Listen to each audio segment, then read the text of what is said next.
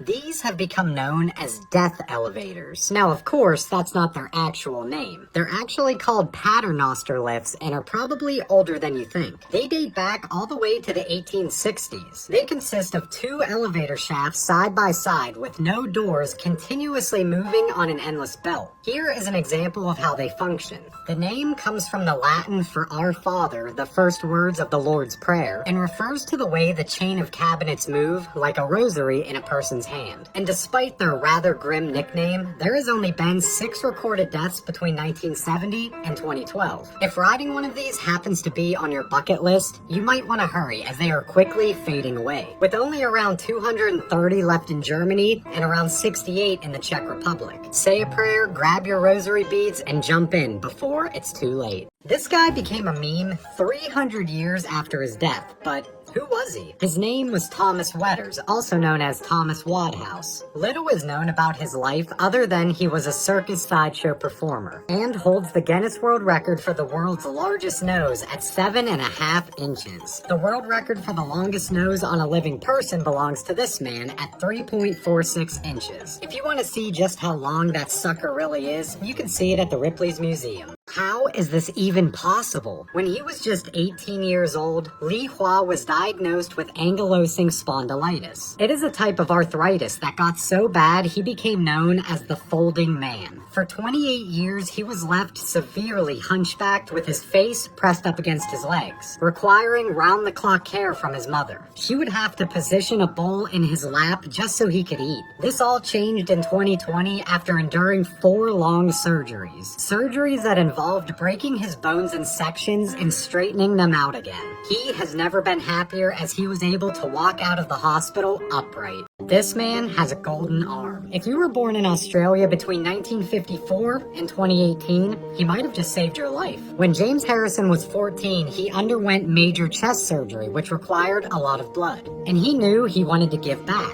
As soon as he turned 18, he began donating his own blood. After almost a decade, it was discovered that his blood contained unusually strong and persistent antibodies. Antibodies that help fight against Rhesus disease. And they were able to make a vaccine from it. He was one of only a handful of people in Australia to have this. It is estimated that he helped save the lives of 2.4 million babies, including his own daughter. In May of 2018, at the age of 81, he made his final donation. His 1,173rd donation. And that is why they say, these are the coffin homes of Hong Kong. An estimated 200,000 people live in these critically tiny spaces. From sleeping to cooking, these coffin cubicles are flats which are divided into 15 120 square foot apartments. One man who suffers from sclerosis pays $300 a month for 18 square feet, and the bathrooms are shared by at least a dozen other residents. How much does your name influence your life? In 1958, a man named Robert Lane decided to experiment while naming his 2 sons. One was named Winner Lane and the other Loser Lane. They grew up together in the Wagner Project in Harlem and could not have had more different futures. One of them excelled in academics and athletics, earning a scholarship to an elite boarding school, then going on to become a detective for the NYPD, earning a 6-figure salary. Yep, that was Loser Lane, who now goes by Lou. So what happened to Winner Lane? Well, he went on to rack up over 30 arrests for various crimes. The 2 were last interviewed in 2002, where they said they rarely see each other anymore. Why did people have such massive collars during the 16th and 17th centuries? The Elizabethan-era ruffs couldn't have been comfortable and looked ridiculous, so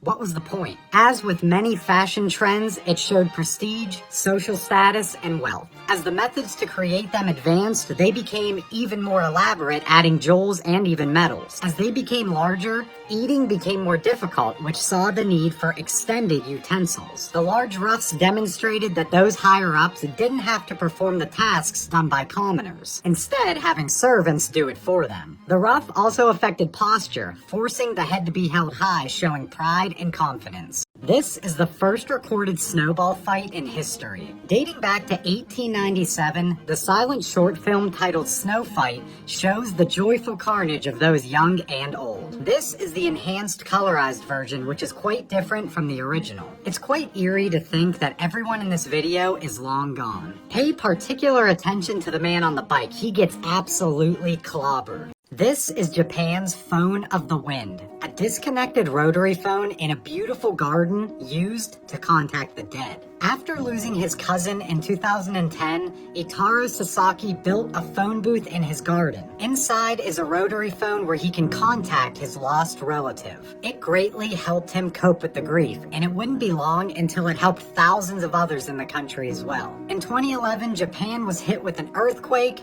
and then a tsunami, which caused a nuclear disaster, resulting in thousands losing their lives. He opened his phone to the public, allowing visitors to dial their relatives' numbers and catch up with them, helping them cope with such great loss. During an interview, Itaro said, "Because my thoughts couldn't be relayed on a regular phone line, I wanted them to be carried on the wind." A few facts about Bob Ross that I bet you didn't know. After dropping out of high school to work as a carpenter with his father, his finger had a happy little accident with a saw. He lost part of his left index finger. But since he held his palette with his left hand, you probably never even noticed. To save money on haircuts, he simply let it grow and began to perm it. That permed hair became a trademark of its own, but he hated it. And don't let his calm, gentle voice fool you. He spent 20 years in the Air Force, retiring as a master sergeant. He was the one who told people what to do. And he promised himself if he got away from it, he would not be like that anymore. The surprising origin of the beloved teddy bear. During a hunting trip in Mississippi on November 14th, 1902, President and hunter Theodore Roosevelt had not located a single bear. That is until his assistants cornered one, tied it to a willow tree, and summoned the president to come and shoot it. He found this to be very unsportsmanlike and refused. The story quickly spread and caught the attention of Morris and Rose Mitchum, who owned a candy shop and also made stuffed animals. With permission to use his name, the stuffed bears were called teddy bears and have been popular worldwide ever since. Pulling teeth to cure mental illness. For 26 years, Dr. Henry Cotton performed over 640 twisted operations on the mentally ill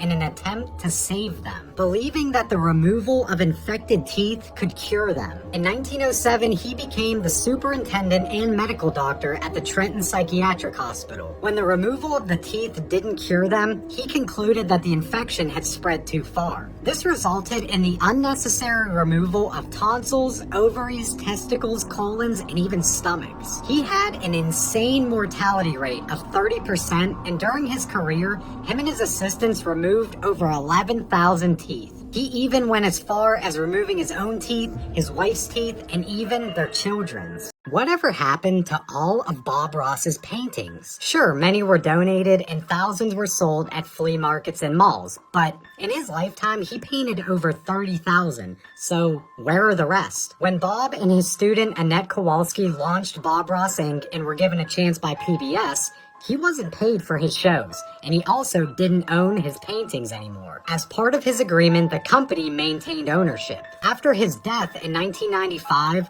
Annette and her husband Walt gained ownership of Bob Ross Inc., which was later passed down to their daughter Joan. Over 1,100 Bob Ross originals sit in cardboard boxes at their headquarters in Virginia. And no, they're not for sale. Have you ever heard of the 300 Club? One of the most exclusive clubs in the world that involves enduring a 300-degree temperature change in the matter of minutes. For a few days each year, for only a few minutes, temperatures at the Amundsen Scott South Pole Station drop to negative 100 degrees Fahrenheit. It is during that frigid time frame that the challenge begins. You must first heat up in a 200-degree sauna. Then, wearing nothing but shoes and an optional neck gaiter, circle the ceremonial South Pole marker. The marker is around 100 yards away, and you want to move fast to minimize frostbite. You then return to the sauna, warm up, and enjoy a drink. This Stephen King book was banned by Stephen King. Let me explain. The author wrote the first draft of Rage in 1965 when he was still in high school. It was first published in 1977 under his pen name Richard Bachman.